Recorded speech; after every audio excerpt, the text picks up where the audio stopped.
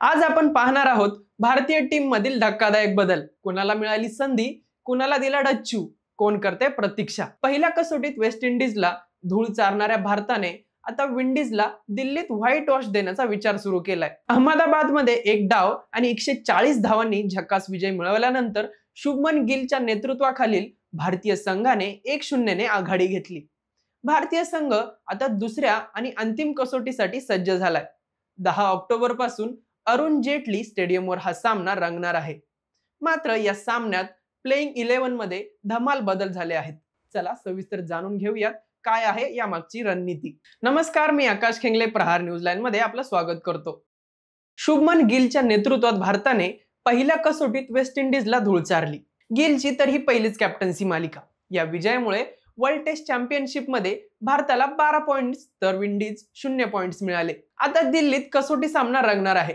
विंडीजला 31 वर्षांत भारतात कसोटी मालिका जिंकता आलेली नाही।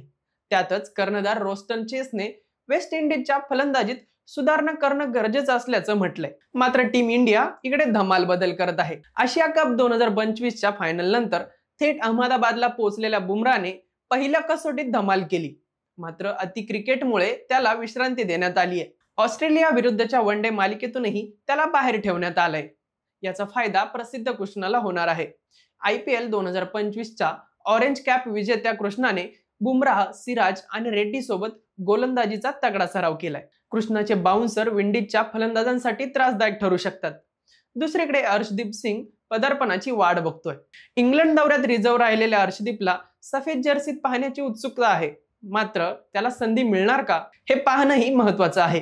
यात मोहम्मद सिराज मात्र कायम राहणार आहे। त्यामुळे विंडीज फलंदाजांची डोकेदुखी वाढणार आहे। भारतीय फलंदाजीतही मोठा ट्विस्ट आहे। साई सुदर्शनला डच्चू मिळण्याची शक्यता आहे।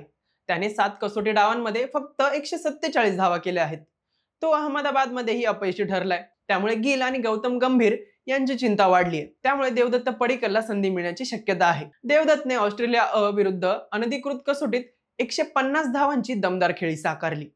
भारतासाठी त्याने 3 डावांत एक अर्धशतकही केलं। तर दुसरीकडे यशस्वी जयस्वाल आणि KL राहुल सलामीलाच येतील, तर गिल तिसऱ्या क्रमांकावर खेळेल।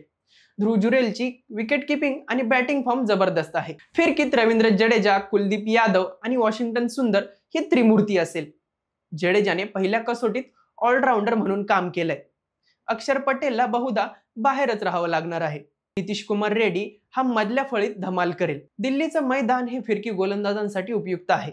त्यामुळे भारताला विजयाची मोठी संधी आहे। भारताची संभाव्य प्लेइंग 11 कशी असेल तेही पाहूया।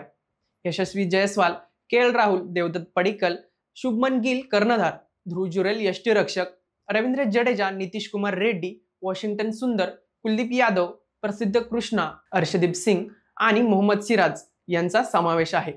हे बदल गिलच्या रणनीतीचे भाग आहेत। दिल्लीत 10 ऑक्टोबर पासून सुरू होणाऱ्या या कसोटीत भारत वेस्ट इंडिजला व्हाईट वॉश देईल का? शुभमन गिल त्याच्या नेतृत्वाखाली खेळली जाणारी पहिली मालिका जिंकून इतिहास रचेल का? हे पाहणं औत्सुक्याचं ठरणार आहे।